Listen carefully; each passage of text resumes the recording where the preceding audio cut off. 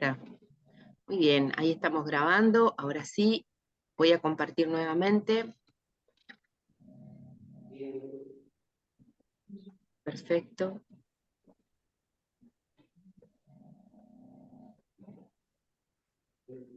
Ahí está.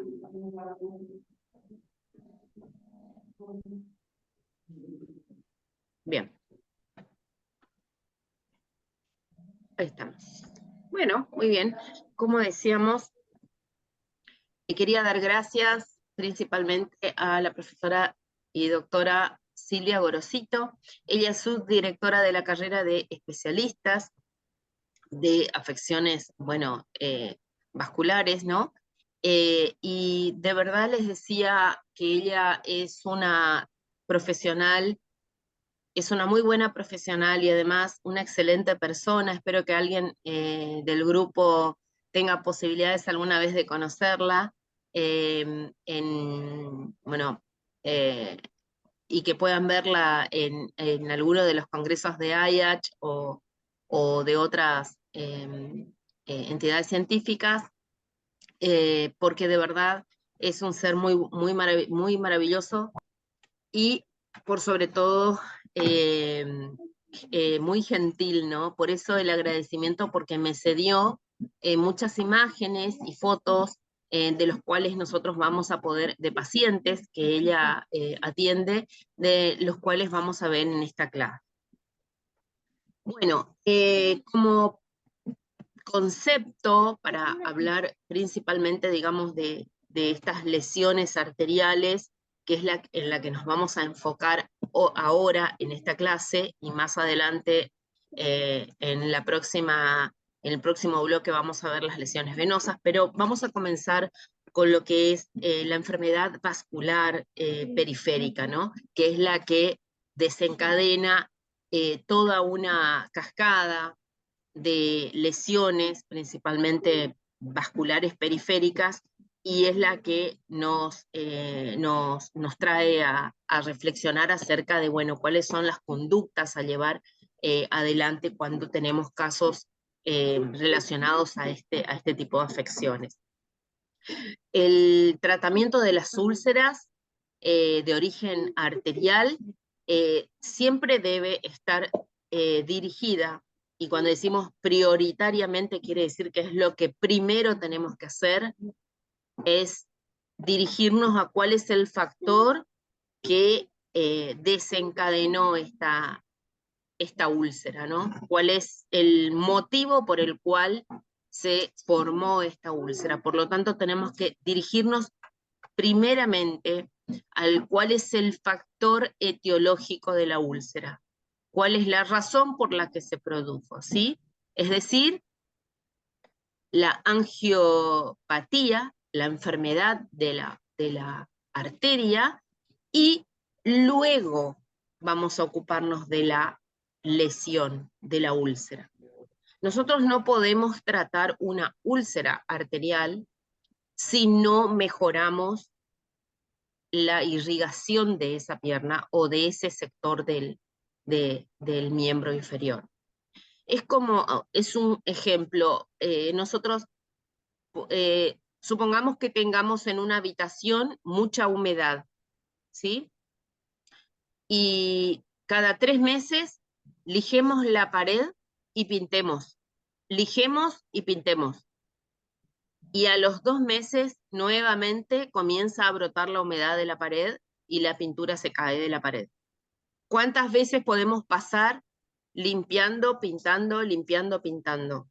Cuando la solución en realidad debería ser picar la pared, solucionar el caño que trae agua, que es el que está perdiendo y humedeciendo la pared, y después recién revocar y pintar, ¿no? Lo mismo sucede, si bien la comparación es un poco odiosa, por así decir, lo mismo sucede con la pierna de un paciente, con la úlcera de un paciente. Si yo tengo una úlcera que no cierra, que utilizo todos los insumos posibles para el cierre de esta herida, de estas úlceras, y las úlceras no cierran, posiblemente estemos enfocándonos en un factor que no es el factor etiológico, ¿sí? Por eso es tan importante que nosotros podamos conversar, que podamos hablar con los profesionales que están en nuestra institución, porque muchas veces necesitaremos estudios como arteriografía, como Doppler arterial y venoso, para poder entender cuál es el origen etiológico, digamos, cuál es el factor etiológico que es el que produjo la úlcera. Por eso es tan importante verlo en forma transdisciplinaria, ¿sí? Nosotros, por más apósitos, insumos, cremas, masajes, no sé, lo que se les ocurra, usemos, las úlceras no van a cerrar o se van a volver a abrir porque no estamos tratando el factor etiológico, el origen de la lesión.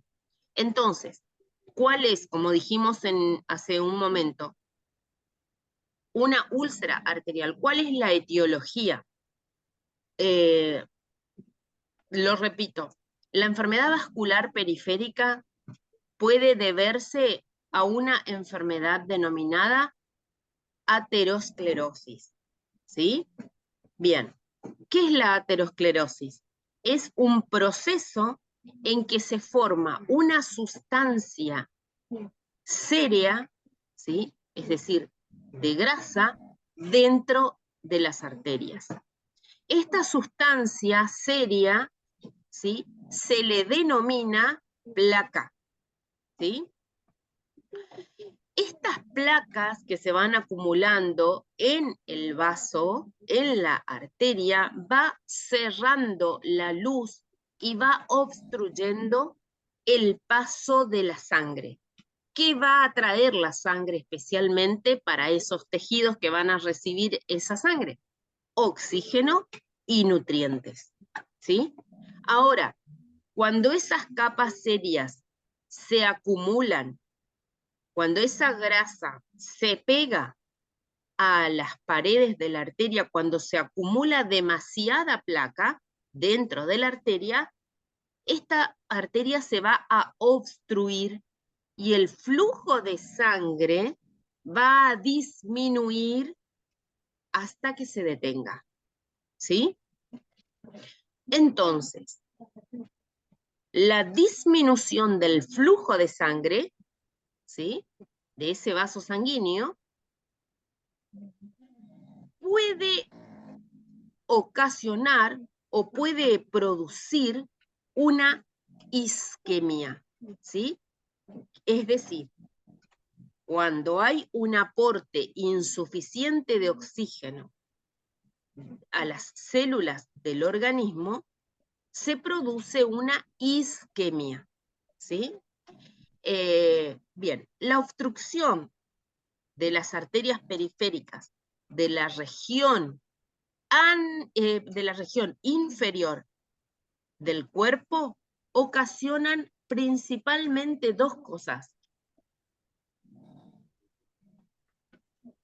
Principalmente dos cosas. Primero, dolor, ¿sí? Y posiblemente también calambres en las piernas. Hay algunos factores de riesgo de aterosclerosis en las arterias periféricas que son iguales a los de aterosclerosis en las arterias coronarias, ¿sí?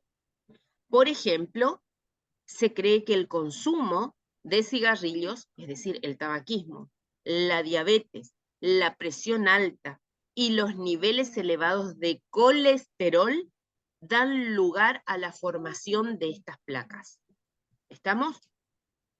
Por lo tanto, hay 4 factores que tenemos que tener en cuenta a la hora de la valoración del paciente, que es si el paciente es fumador, si el paciente es diabético y cuáles son los valores que ustedes ya vieron en la clase pasada, los valores normales de diabetes, cuál es la presión arterial media que maneja este paciente, que tiene este paciente, y también si es medicado, obviamente cuál es su dieta, cómo se alimenta y los valores que presenta de colesterol.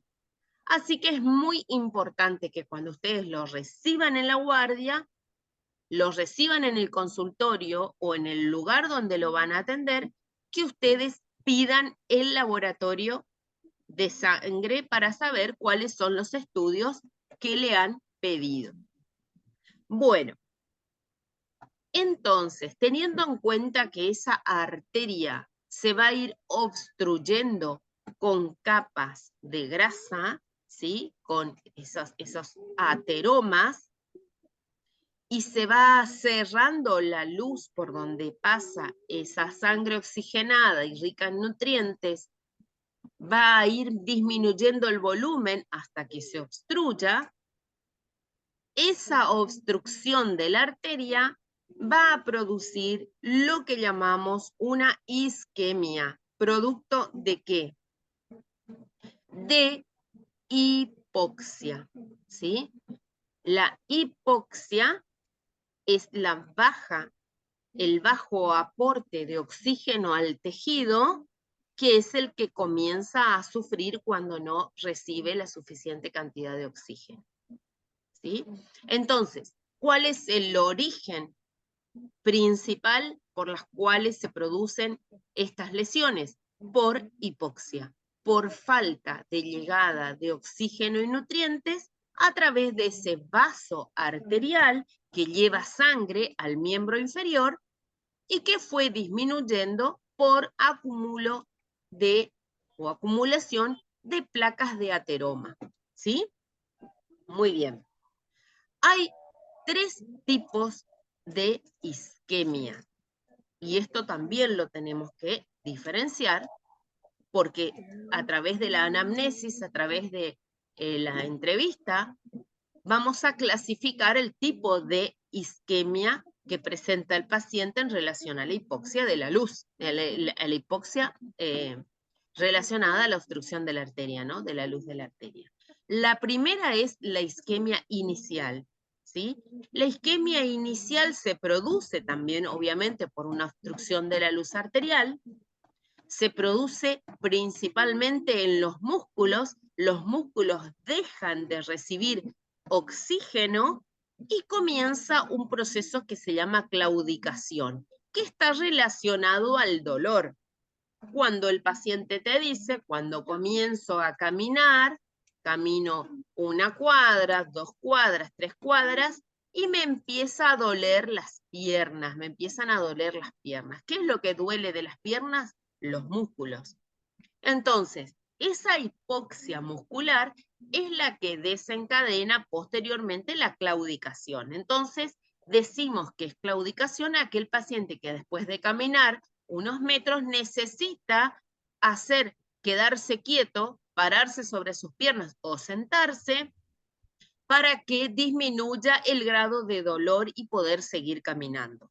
¿Sí? Como les dije en la clase pasada, muchas veces le decimos el síndrome del mirador de vidriera, ¿sí? Porque quedan como disimulando, mirando una vidriera y en realidad es para, digamos, que baje el grado de dolor para poder seguir caminando. Cuando el paciente nos dice que camina unas cuadras y le duele la pierna y tiene que parar para que disminuya el dolor, decimos que el paciente está con una isquemia inicial, con claudicación, o la mayoría de los pacientes presentan claudicación antes de que se produzca la lesión, ¿sí? Muy bien. Luego de la isquemia inicial, puede ser que el paciente avance hacia lo que es una isquemia avanzada propiamente dicha, ¿no? Cuando la hipoxia ya pasa a ser neutral, además de afectar los músculos, también afecta a los nervios, ¿no es cierto?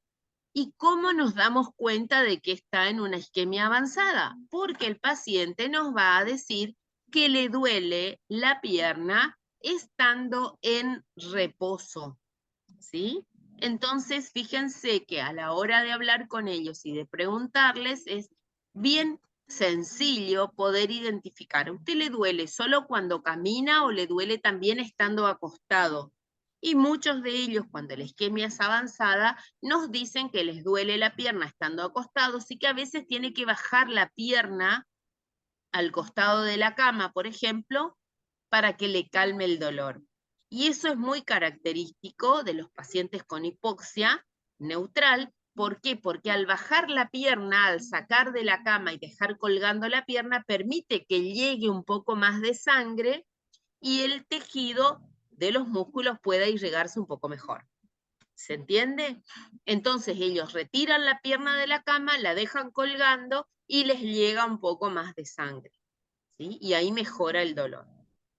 Todo lo contrario si nosotros subimos la pierna. Si levantamos la pierna, llega menos sangre y obviamente que el dolor va a ser cada vez más fuerte. ¿Estamos? Y por último, la isquemia crítica, ¿no? Que la isquemia crítica ya nos habla de lo que es la hipoxia dérmica, ¿sí? Que ya presenta signos de trastornos tróficos, es decir, signos severos de obstrucción, cambios de color, lesiones, úlceras, ¿sí? Pero obviamente que se presenta la hipoxia, ¿sí?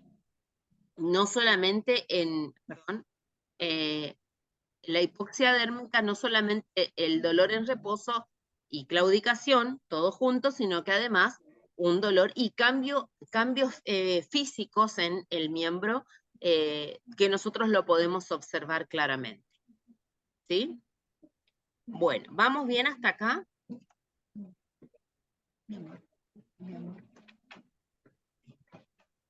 Bueno, vamos a ver algunos factores que tienen que ver con esta obstrucción arterial.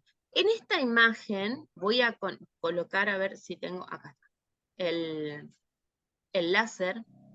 Fíjense en esta imagen. En esta imagen tenemos las capas que se ven claramente musculares y de la capa endotelial de una arteria. Esto es una arteria enferma, ¿sí? Esta es una arteria enferma. Nosotros lo que vemos acá es la capa más interna de la arteria que se llama, que es el endotelio, ¿sí? Y vemos cómo está formada la pared arterial, ¿sí? Esto que vemos en color amarillo, con estas bolitas amarillas, son placas, ¿sí? Las placas de ateroma que les dije hace un momento, que se van acumulando en las arterias, ¿sí? Bien, estas placas que se van acumulando en las paredes del endotelio vascular pueden formar, si se rompen estas capas, un coágulo de sangre, ¿sí? Eso es lo que sucede habitualmente, ¿sí? Cuando estas placas rompen el endotelio y lesionan las paredes, ¿sí? Esto es una arteria enferma. A través de una arteriografía podemos llegar a ver cómo están las paredes de esa arteria y también, digamos, cuáles son los riesgos que puede tener el paciente por esta irrigación.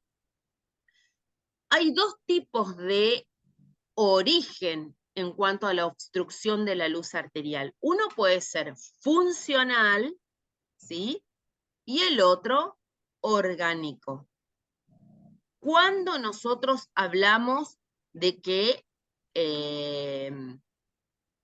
el origen es funcional, cuando está relacionado, ahora lo vamos a ver detenidamente a cada uno, a el espasmo o también dicho en forma espasmódica, ¿sí? Cuando la arteria sufre un espasmo y un cierre de la luz, puede ser compresiva o puede ser iatrogénica, ¿sí? Cuando hablamos de que el origen es orgánico, estamos hablando de ateromatosis o formación de ateromas, de diabetes o también Leo Burger. En cuanto a Leo Burger, es una enfermedad que desde el año 1908, digamos, el término de Leo Burger se relacionó, digamos, esta enfermedad como una enfermedad inflamatoria oclusiva, ¿sí? Principalmente porque tiene una característica que es segmental, no aterosclerótica, ¿sí? Es decir, produce una inflamación en el endotelio, en la pared de la arteria, que no está relacionada al acúmulo de placas de ateroma. Es una enfermedad inflamatoria, oclusiva, segmental, que se presenta en los vasos sanguíneos de pequeños y mediano calibre de las extremidades, tanto superiores e inferiores, y se caracteriza por trombosis y recanalización de los vasos afectados. El consumo excesivo de tabaco juega un rol central en el inicio o progresión de esta enfermedad. Sin embargo, es por eso que ustedes los van a ver por ahí presentes en los pacientes tabaquistas. Sin embargo, su origen aún no se conoce con exactitud o todavía se desconoce, ¿sí? Se manifiesta generalmente en los pacientes entre 40 y 45 años de edad y en los cuales su prevalencia también es variable, ¿no? El mayor número de pacientes suele estar dentro de ese rango de edad, ¿no? Existen también una gran variabilidad en cuanto a la frecuencia de este trastorno periférico.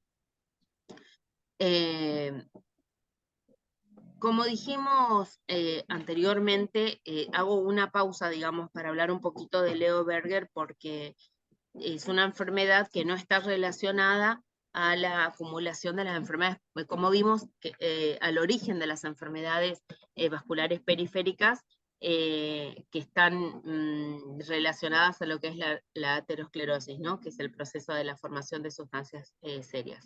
Entonces, quería hacer esta aclaración para que podamos distinguir, digamos, cuándo sería espasmódica, que sería por el cierre del vaso, compresiva, justamente por presionar el vaso sanguíneo, o iatrogénica, o bien de origen orgánico relacionado a la ateromatosis o a la enfermedad de diabetes o Leo Burger.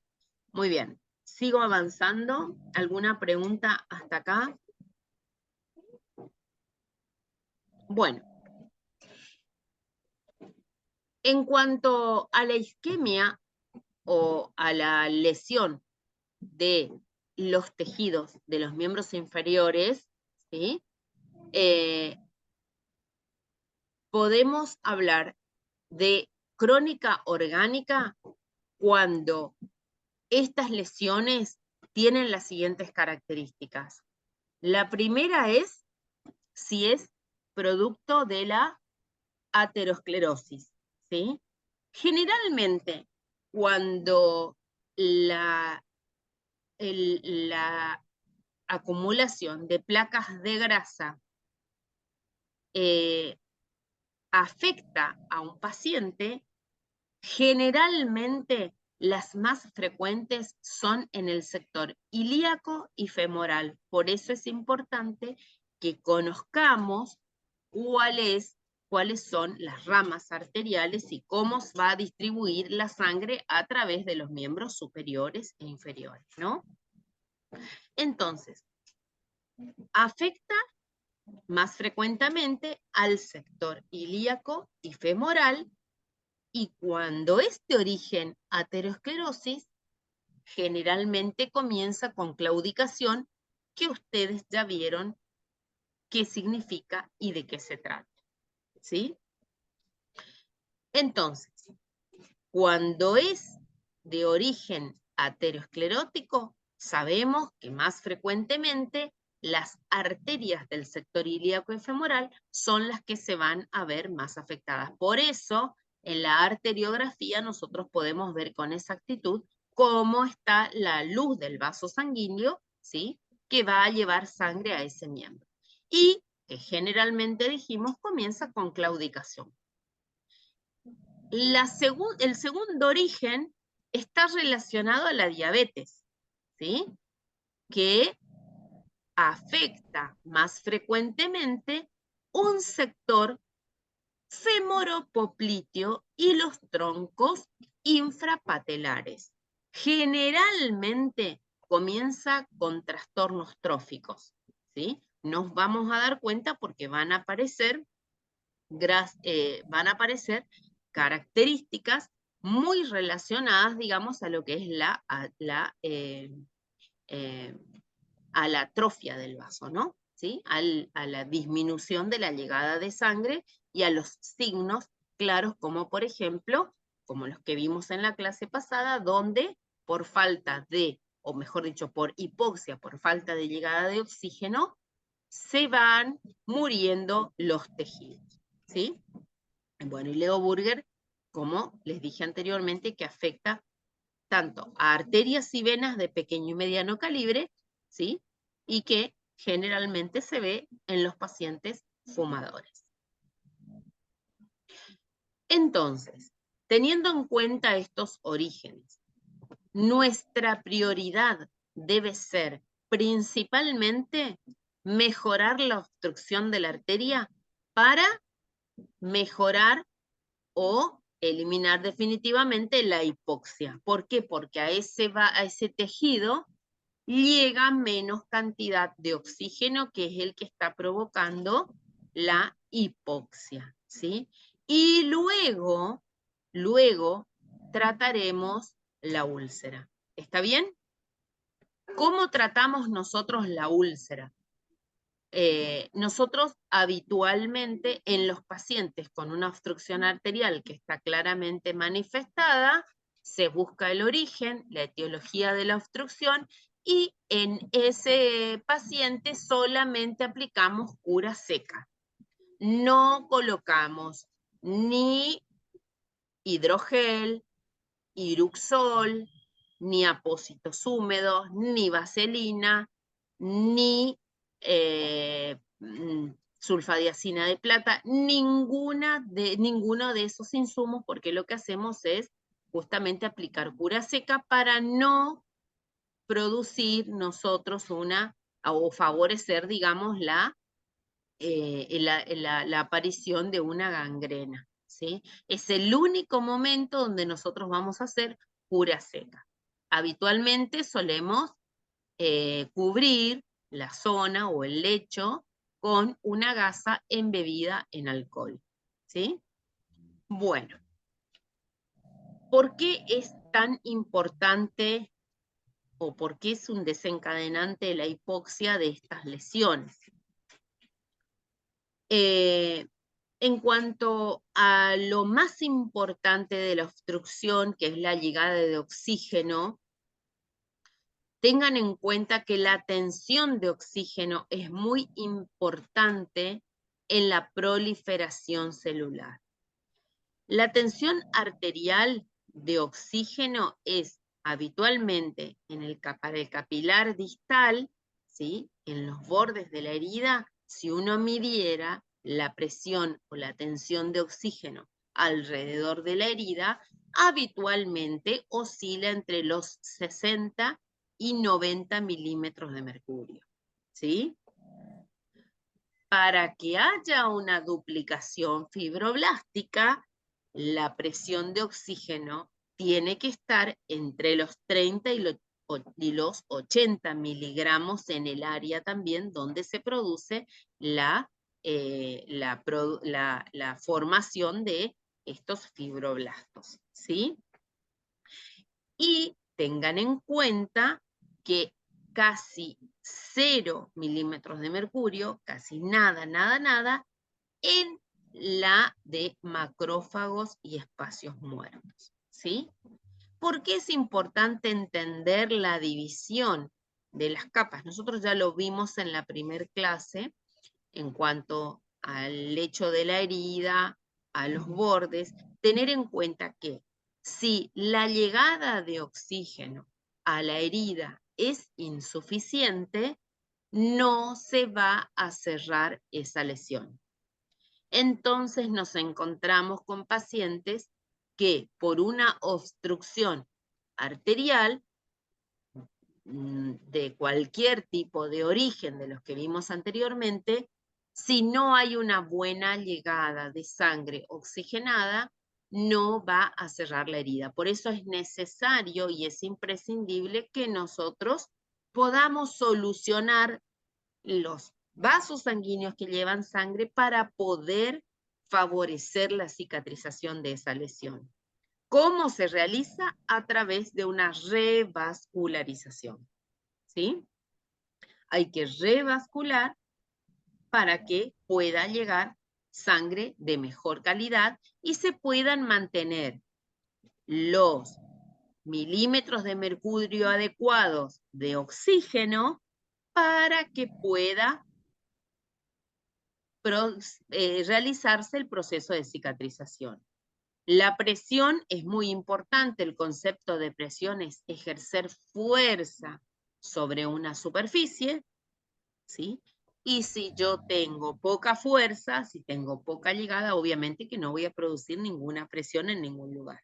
Entonces, lo que medimos cuando medimos la presión es la fuerza que ejerce. En este caso, si estamos midiendo la presión de oxígeno en los capilares distales, estamos midiendo la fuerza que ejercen esas moléculas de oxígeno para atravesar las paredes celulares principalmente, que es donde se va a utilizar ese oxígeno. Si no hay una buena presión, y la presión está íntimamente relacionada a la concentración, ¿no es cierto? Si yo tengo más concentración de un gas de oxígeno, más presión va a ejercer van a ejercer esas moléculas de oxígeno para llegar a la célula. ¿Está bien? Ahora, si yo no tengo una buena presión de oxígeno, obviamente que ningún tejido, ningún lecho, ninguna herida va a recibir la suficiente cantidad de oxígeno. Este dato es muy interesante porque nos habla de la importancia que tiene el oxígeno en la cicatrización, ¿no? En la herida llega aproximadamente 1 mililitro de oxígeno por cada 100 mililitros de sangre perfundida, ¿sí? Es decir, por ese vaso sanguíneo donde pasa ese volumen de sangre, por cada 100 mililitros de sangre que se perfunde, a la herida llega aproximadamente 1 mililitro de oxígeno. ¿Estamos? Así que fíjense o tengan en cuenta que toda la zona debe estar muy bien perfundida para que la herida reciba la mejor calidad de oxígeno. Los trastornos de la perfusión, ya sea porque el flujo sanguíneo está obstruido, porque hay una policitemia, porque hay una vasoconstricción, porque hace frío, porque el paciente tiene dolor, porque tiene miedo, y esos son todos factores que afectan, o simplemente porque hay una hipovolemia y poco volumen que llega, afecta la tensión o la presión parcial de oxígeno que depende fundamentalmente de este oxígeno que la herida pueda cicatrizar o bien la capacidad de transporte y cesión de hemoglobina. Como ustedes saben, la molécula de oxígeno es transportada o es llevada a través de la hemoglobina. ¿Dónde está la hemoglobina? En los glóbulos rojos. Por eso es importante la buena llegada de sangre, un volumen adecuado de sangre de glóbulos rojos, porque en los glóbulos rojos, que son anucleados, que no tienen núcleo, una vez que se producen en la médula ósea, atraviesan las paredes, pierden el núcleo, y en ese espacio, por eso tienen esa forma cóncava, digamos, es donde va a ir la hemoglobina que va a transportar el oxígeno, ¿sí? La hemoglobina es como si fuera un carrito de supermercado que va a cargar arriba las moléculas de oxígeno para transportarlas a través de la sangre. Si yo no tengo un buen transporte de sangre, una buena cantidad de sangre, no va a poder transportar una cantidad adecuada de oxígeno para poder entregar o distribuir entre los tejidos. ¿Estamos? Muy bien. Ahora, cumple también el oxígeno un rol fundamental en la duplicación celular y las citoquinas. Sabemos que para que la herida se cierre, se tiene que producir un mayor número de células, células especializadas que van a desarrollarse a través de todo un proceso de cicatrización que hemos visto en la segunda clase, de cómo se realizaba, cómo se cerraba una herida, cómo era el proceso del cierre de una herida. Entonces, tengamos en cuenta estos 4 puntos.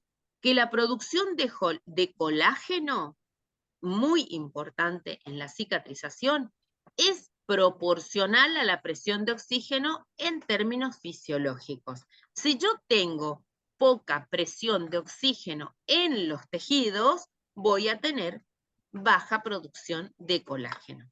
Y sabemos que el colágeno cumple una función fundamental para que puedan cerrar las heridas. Otro de los puntos importantes es que la acción del oxígeno incrementa la acumulación, el entrecruzamiento y la síntesis celular. ¿Por qué? Porque está íntimamente relacionada al ARN y al ADN. ¿Está? El tercer punto importante para recordar, y esto suele ser pregunta de examen, es tener en cuenta que el lactato producido por el consumo de glucosa y de los leucocitos estimula la angiogénesis, es decir, la formación de nuevos vasos sanguíneos, como así también la producción de colágeno, que habitualmente esta producción de colágeno suele ser entre 5 a 20 milímetros por litro. ¿Sí? Y por último, tengan en cuenta lo siguiente, que el oxígeno y el lactato van a estimular la liberación de las citoquinas, que también cumplen un rol fundamental en la formación de los nuevos tejidos. Muy bien. En cuanto a la enfermedad obstructiva crónica, que es la que nos trae, tenemos que tener en cuenta esta imagen. ¿Por qué? Porque como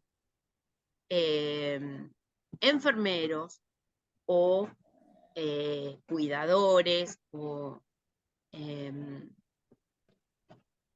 si estamos en la guardia o estamos trabajando en el servicio de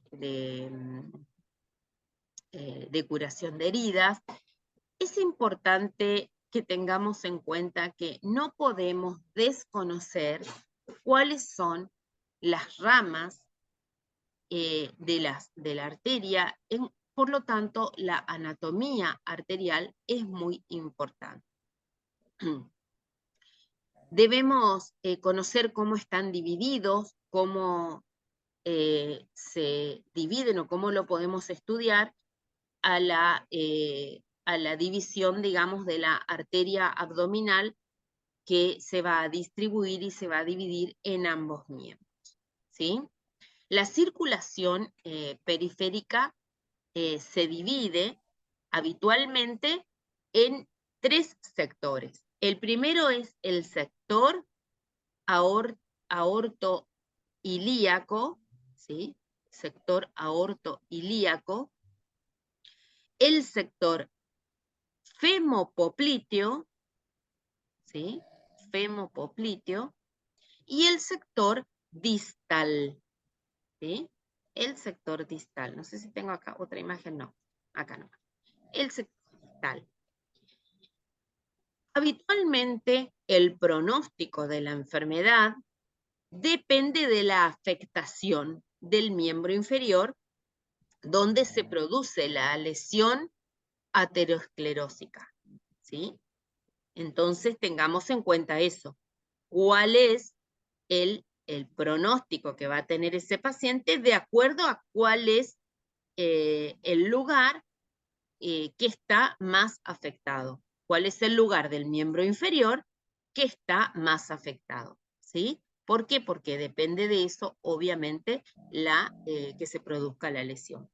Las lesiones ateromatosas suprainguinales, es decir, por sobre la ingle, las lesiones por sobre la ingle, que se llama sector aortoilíaco, como les dije anteriormente, son generalmente más fáciles de tratar y tienen mejor pronóstico. Tengan en cuenta que fíjense la oclusión aquí en este sector, es mucho más fácil, ¿sí?, de desobstruir el paso de la sangre que si estuviese aquí, ¿no? Por eso tenemos marcado esos puntos. Entonces, si las lesiones aretomatosas están por sobre la zona inguinal, en el sector aórtico ilíaco, muchas veces son son más fáciles de tratar y tienen mejor pronóstico, y eso está bueno. Ahora, si las lesiones ateromatosas son infrainguinales, especialmente las proximales, ¿sí?, el sector femoropopliteo, por ejemplo, muchas veces puede ser unifocal o también limitada, puede llevar, ¿sí?, a también un mejor pronóstico. Y en cuanto a las lesiones de las arteriopatías distales, ¿sí?, como por ejemplo aquí, son oclusiones que están por debajo de la rodilla, ¿sí?, en el sector distal, proximal sería acá arriba, distal sería acá abajo, tienen peor abordaje terapéutico y su pronóstico es más incierto. ¿Está? Tengan en cuenta que esta obstrucción está muy relacionada a las placas de ateroma, que están formadas básicamente por colesterol y también sus ésteres, ¿no? Que son los que se adhieren a la capa íntima de la arteria. Lo repito porque es importante que podamos comprender, digamos, lo que sucede en el vaso sanguíneo. Las arteriopatías periféricas son causadas por esta aterosclerosis y el endurecimiento de la arteria. Este problema suele ocurrir cuando el material graso va aumentando, ¿no? Muy bien. La isquemia arterial o la hipoxia provocada por esta isquemia arterial puede ser aguda o puede ser intermitente. Es aguda cuando se reduce el flujo sanguíneo, es decir, el flujo que lleva sangre a ese miembro inferior, de forma brusca, ¿sí?, cuando se obstruye de un momento a otro. En este caso, la causa suele ser un coágulo sanguíneo, es decir, una trombosis, y que puede ser formado en la propia arteria donde donde está sufriendo la isquemia, y también pudo haberse originado en otro lugar remoto del torrente sanguíneo, ¿sí? Pero generalmente tengan en cuenta esto, que si la isquemia se produjo en forma aguda, es causa de un coágulo de sangre, ¿sí? Ahora, cuando hay presencia de claudicación intermitente, que dijimos que era el dolor que se producía por déficit de vascularización en la zona afectada, por ejemplo, en el muslo o la pantorrilla o glúteos, o cuando el paciente, como dijimos, camina, y su gravedad, es decir, el estar parado, hace que llegue poca sangre a las piernas. ¿Por qué? Porque al estar parado, la sangre no, y teniendo las arterias obstruidas, cuesta llegar más sangre a los tejidos, comienza el dolor cuando el paciente camina, ¿no es cierto? Entonces depende también del descanso que haga el paciente y que esos músculos vuelvan nuevamente a oxigenarse. Un estudio que es muy importante realizar y que nosotros tenemos que aprender a realizar, yo les voy a pasar un video para que ustedes puedan saber, es muy sencillo, es el índice tobillo-brazo, ¿sí? El índice tobillo-brazo es un estudio que ustedes los pueden realizar, que se realiza a través de la medición de la tensión arterial sistólica de ambos brazos y la presión arterial sistólica de la arteria tibial posterior y la arteria pedia, ¿sí? Entonces, ustedes van a tomar, ya van a ver cómo es la técnica, tomar ambas tensiones arteriales y van a hacer una diferencia, una división entre la arteria de los miembros inferiores, es decir, lo que les dio la presión sistólica del miembro inferior, más alta, y también dividido la tensión arterial sistólica del miembro superior más alta, ¿sí?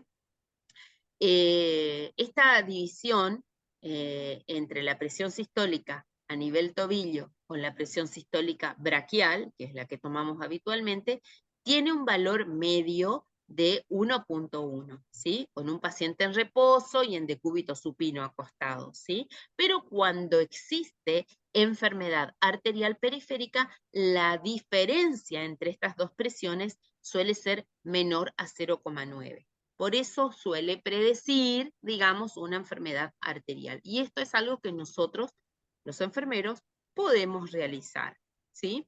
Obviamente que el tratamiento para esta enfermedad arterial es la cirugía de revascularización. ¿Qué se hace en la cirugía de revascularización? Es un procedimiento quirúrgico que se realiza en las arterias para mejorar o incrementar el flujo sanguíneo en el territorio especial donde se está produciendo la isquemia. Es decir, desobstruir esa arteria que puede estar obstruido aquí o aquí o aquí, para que pueda fluir nuevamente una cantidad de sangre adecuada, ¿sí? Muy bien. En eso consiste, digamos, la cirugía de revascularización. La cirugía endovascular es un procedimiento que también se realiza y se utilizan guías y catéteres especiales que permiten realizar la angioplastía y se colocan férulas internas llamadas stent al vaso sanguíneo que está dañado, digamos, para incrementar también el flujo sanguíneo, independientemente de ya sea una cirugía de revascularización o sea una cirugía, la cirugía endovascular, lo que hace es mejorar la irrigación o el paso de sangre a través de esa placa con ateroma, ¿sí? ¿Qué es lo más importante en los pacientes con enfermedades arteriales? Lo más importante es el diagnóstico precoz. Cuanto antes tengamos los estudios específicos para saber si la arteria está tapada o no y mejorar las condiciones del paciente, es que nosotros pidamos lo antes posible el estudio vascular para saber cuál es el origen. Eso es lo más importante. Cuando lo podemos detener a tiempo, se pueden mejorar los hábitos nocivos que tenga el paciente, se puede reducir cualquier tipo de evento adverso importante, como por ejemplo la amputación de los miembros inferiores. Y eso es algo muy importante que tenemos que tener en cuenta. Y también, por supuesto, problemas mayores como son los ictus cerebrales o los accidentes cerebrovasculares o bien los infartos agudos de miocardio. ¿Estamos? Entonces, repasemos un poquito cuáles son los aspectos fundamentales que tenemos que tener en cuenta. Para un paciente que esté diagnosticado con aterosclerosis, Primero que nada, tener en cuenta cuál es el estilo de vida que lleva el paciente. Si el paciente es fumador, cuántos cigarrillos, desde cuántos años. Hay personas que tienen entre 60 y 70 años que fuman desde los 12 o 13 años. Imagínense en las condiciones en las que se encuentran esos vasos sanguíneos, ¿no? Otros aspectos importantes es la dieta que lleve el paciente. ¿Qué tipo de dieta realiza? Obviamente que vamos a controlar su peso, y también tener en cuenta que el sedentarismo cumple un papel fundamental en el estilo de vida. Esos son aspectos que no podemos desconocer o que no podemos dejar de tener en cuenta. En cuanto a los factores personales, hay que tener en cuenta la genética, el sexo del paciente, si es mujer o varón, porque esto influye, ¿sí? Principalmente en los varones, y por supuesto la edad. No es lo mismo una arteriosclerosis en una persona de 40 años a una persona de 90 años, ¿no? Tengan en cuenta siempre cuáles son también esos factores personales que van a influir en la evolución favorable o no de la lesión en las piernas o bien de la oclusión de las arterias.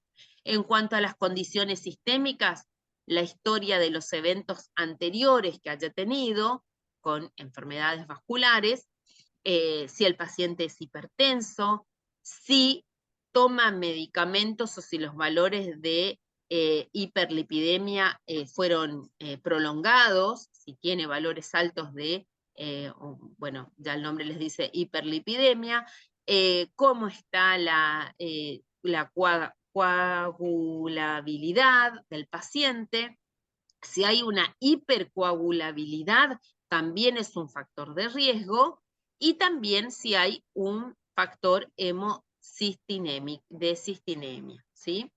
Entonces, todo lo que tiene que ver con la sangre y los valores que nos dan, digamos, estos análisis y la entrevista con los pacientes, no dejemos por ningún motivo de lado cuáles son las enfermedades que están asociadas, además de estos factores como las condiciones sistémicas, los factores personales y el estilo de la vida, es acerca de las enfermedades que están asociadas, por ejemplo, la obesidad, que es un factor de riesgo muy importante, y la diabetes.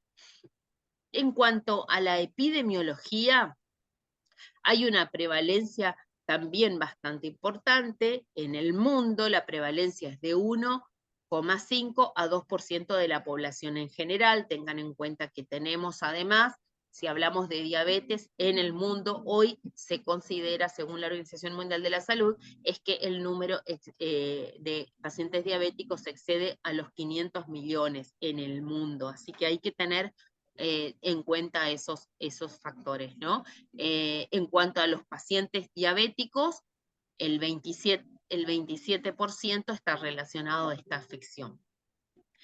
El pronóstico local depende de estos 5 puntos fundamentales. Primero, la edad de aparición de síntomas. ¿Desde cuándo el paciente comenzó a tener, por ejemplo, claudicación intermitente? ¿Sí? El sexo, la fotografía de las lesiones. El sexo es fundamental antes de pasar a la topografía de las lesiones. ¿Por qué? Porque nosotras como mujeres tenemos otros factores que tienen que ver con los factores hormonales que también infieren en las afecciones vasculares, ¿sí? Por ejemplo, en cuanto a la topografía de las lesiones, también hablamos en las primeras clases de la importancia que tenía medir el ancho, el largo de las lesiones, la forma que tienen las lesiones y también la profundidad, ¿no? Tener la imagen dibujada de cómo es el tamaño y descrita la profundidad hace que podamos tener un control curación a curación de estas lesiones y podamos ver cómo está evolucionando para poder interferir rápidamente en el caso de que la herida progrese en forma no esperada o desfavorable, ¿sí?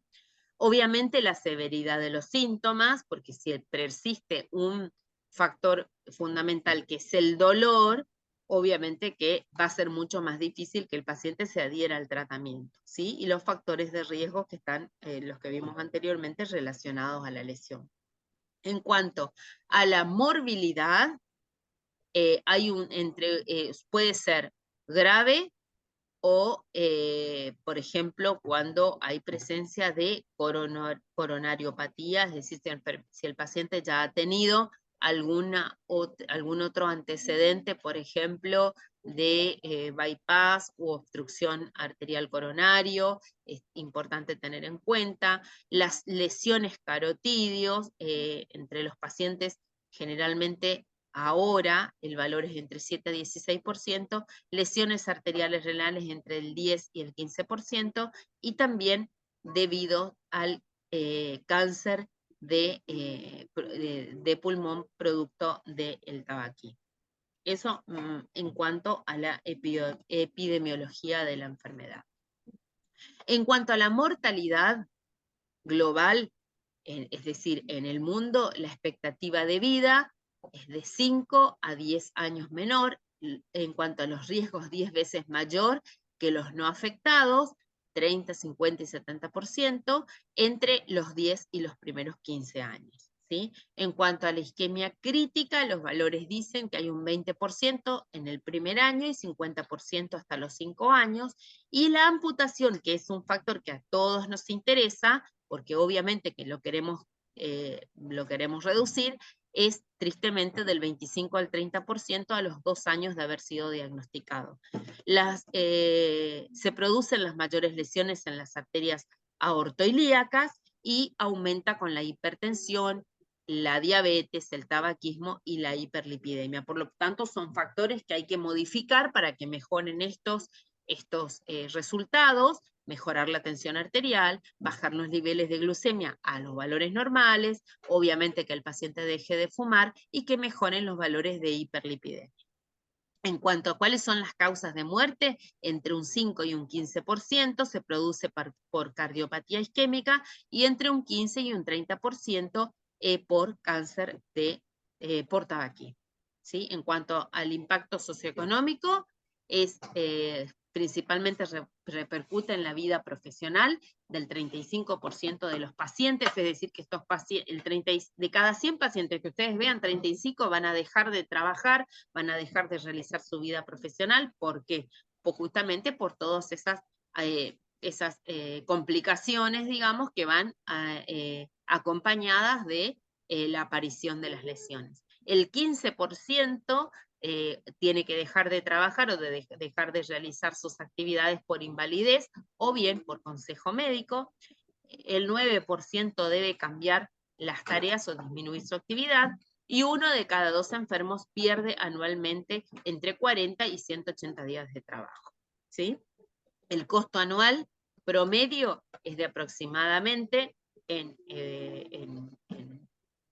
América del Norte de $9.000 por pacientes ambulatorios y de $30.000 si requiere estar hospitalizado, que son valores que si en los países desarrollados muestran estos números, imagínense en nosotros que somos países que estamos en desarrollo, ¿sí? Así que obviamente que son mucho más superiores. Muy bien, hablemos un poquito, y no quiero cansarlos mucho con esto, pero sí es importante tener en cuenta factores importantes que tienen que ver con la semiología. Lo que nosotros vamos a observar en la anamnesis, ¿qué es lo que nos tiene que importar en la anamnesis? Primero que nada, ¿cuáles son los síntomas que presenta el paciente? ¿El paciente tiene claudicación? ¿Le duelen las piernas cuando camina? ¿Tiene que hacer reposo y esperar un poco para que esos músculos reciban un poco más de oxígeno y baje el dolor? ¿Tiene dolor en el reposo? ¿O tiene trastornos tróficos? Cambios de color, de temperatura. Ustedes miren las piernas, ambas piernas. La aparición de vellos, por ejemplo, es muy importante. Si solamente hay vellos en una pierna y en la otra no hay, estamos frente a la presencia posiblemente de trastornos tróficos que tengan trastornos de irrigación que no permitan el crecimiento del vello en ese miembro, ¿no es cierto?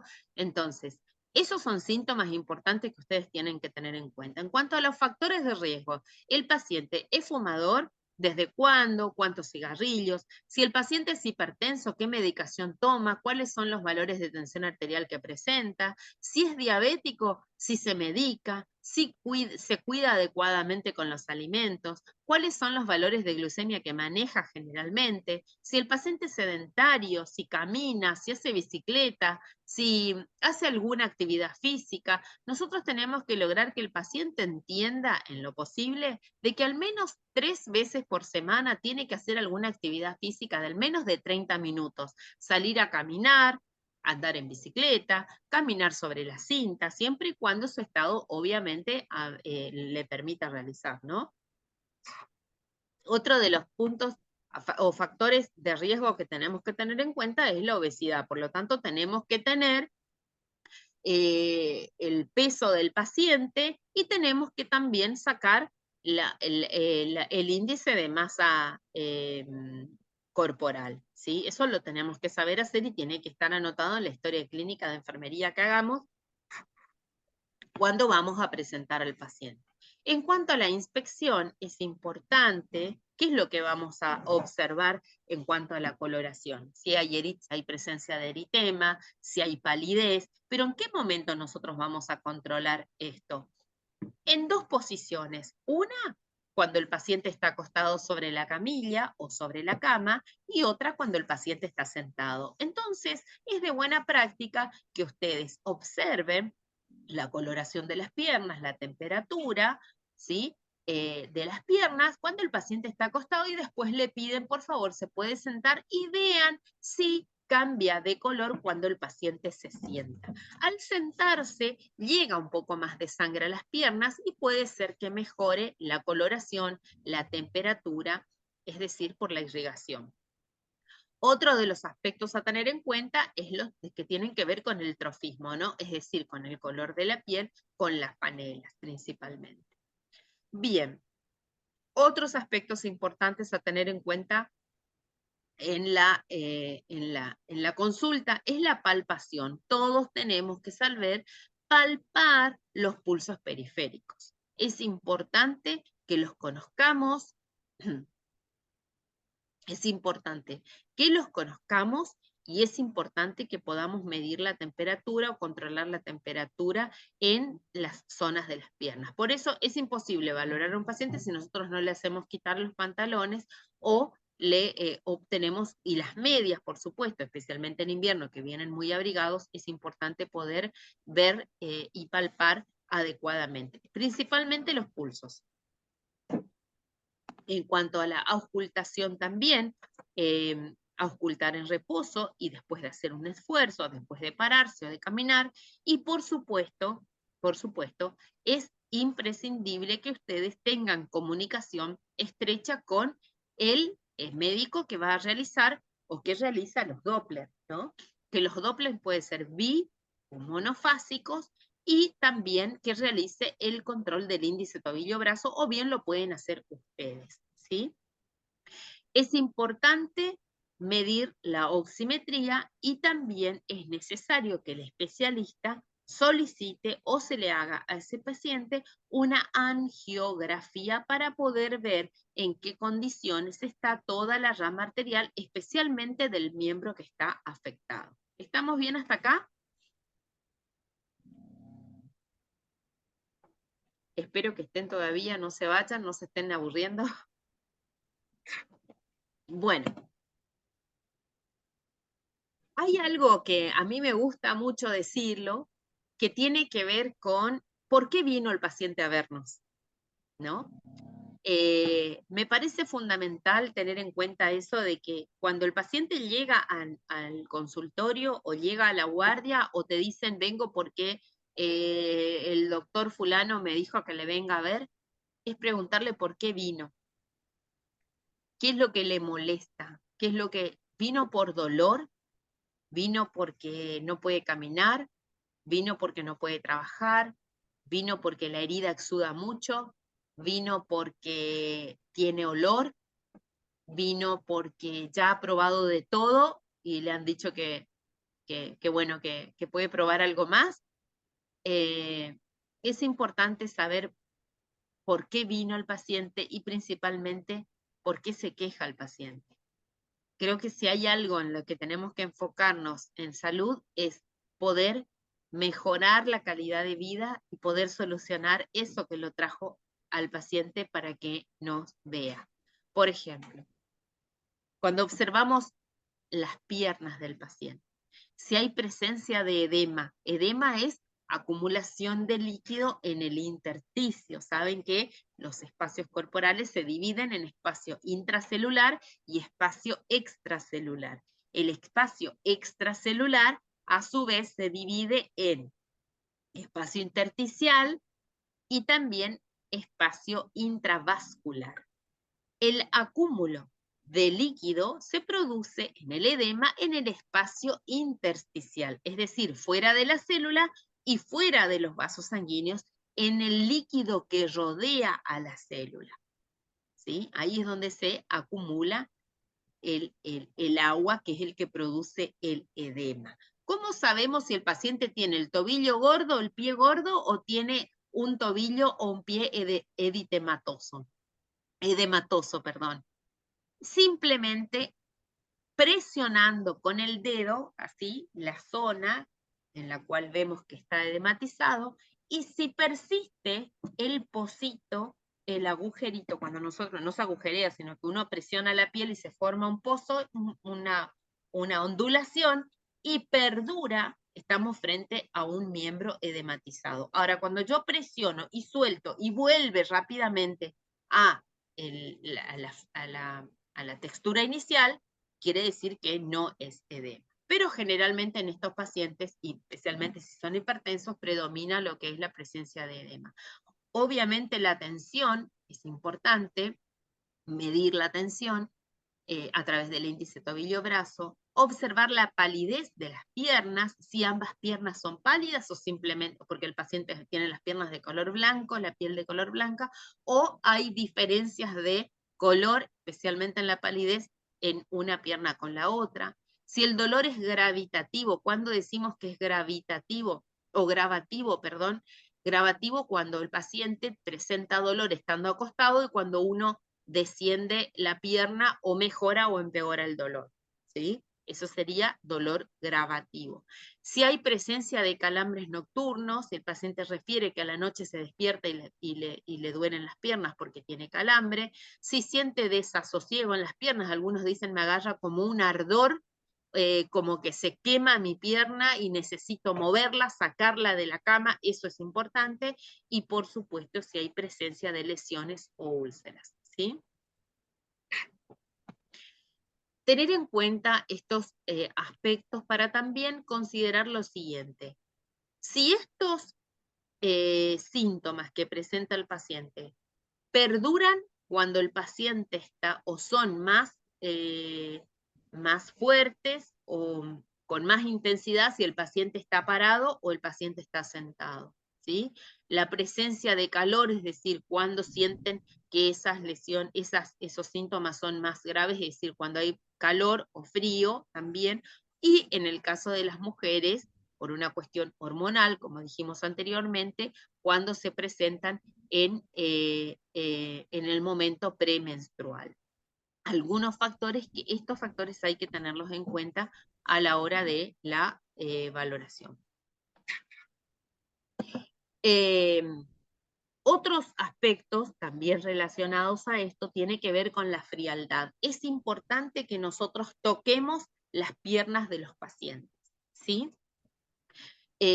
Cambios de coloración, dolor constrictivo durante la marcha, es decir, si es un dolor que empeora a medida que camina, si el dolor es intenso, si es urente en reposo, ¿qué siente? Si siente que le pinchan, que le aprietan o le arde, ¿sí? Si hay obviamente presencia de lesiones tróficas. Si el paciente hace bicicleta o camina, usa una cinta o hace alguna actividad, si empeora o empezó a empeorar en los ejercicios, Si al paciente le duelen las piernas cuando las tiene elevadas, eso también es importante, y por supuesto en la presencia de frío, especialmente en esta temporada. Algunos antecedentes de importancia que tenemos que tener en cuenta. En los pacientes que hayan tenido patologías cardíacas previas, como por ejemplo, pacientes que hayan pasado por infartos agudos de miocardio. El infarto agudo de miocardio es la obstrucción arterial de un vaso coronario, ¿no es cierto? De una arteria coronaria. Es importante tener en cuenta que si el paciente ha pasado por una situación de una enfermedad arterial, tener en cuenta, digamos, cómo se resolvió esa lesión eh, de infarto. ¿Sí? Si necesitó una angioplastía, si necesitó una revascularización a través de un medicamento, es decir, cómo fue su evolución y su proceso.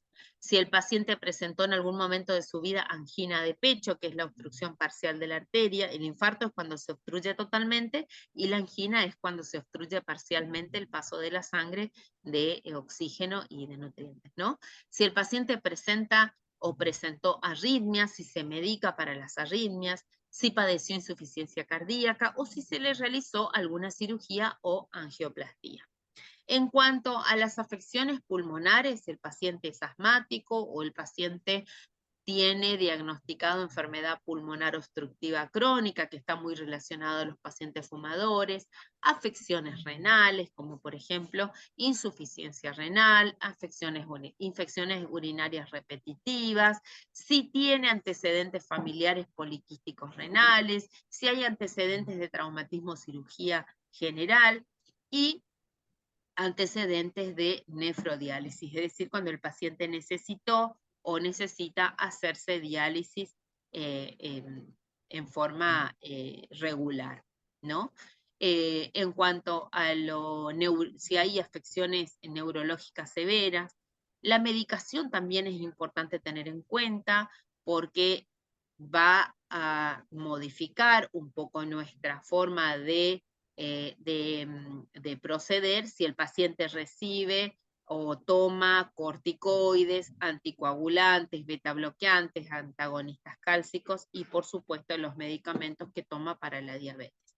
En cirugías generales y anteriores, si el paciente tuvo cirugías y cuáles fueron, desde cuánto tiempo, y por supuesto si hay alergias, ¿no? Presencia de alergias. Hay algunos pacientes, y no son pocos, que presentan especialmente, por ejemplo, alergias al yodo o a la penicilina o a otros derivados. Bueno, esos son puntos o aspectos importantes a tener en cuenta. Factores de riesgo cardiovasculares, tabaquismo.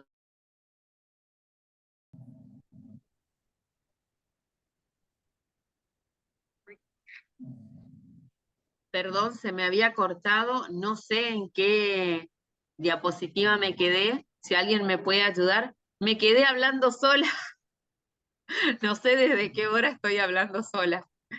¿Quién me puede recordar en qué diapositiva me quedé? Porque se me cortó a mí el internet, ¿eh? Díganme hace cuánto estoy hablando sola.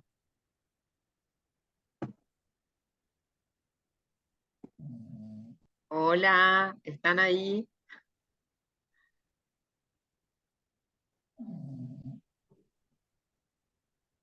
Hola, hola, hola.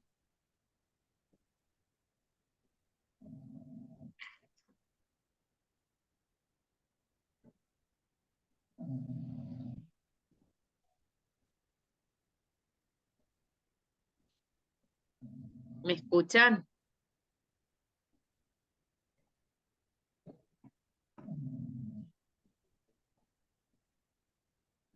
¿Me escuchan? Hola, hola, hola. Claudelina, Gabriela, Jacqueline, ¿me escuchan?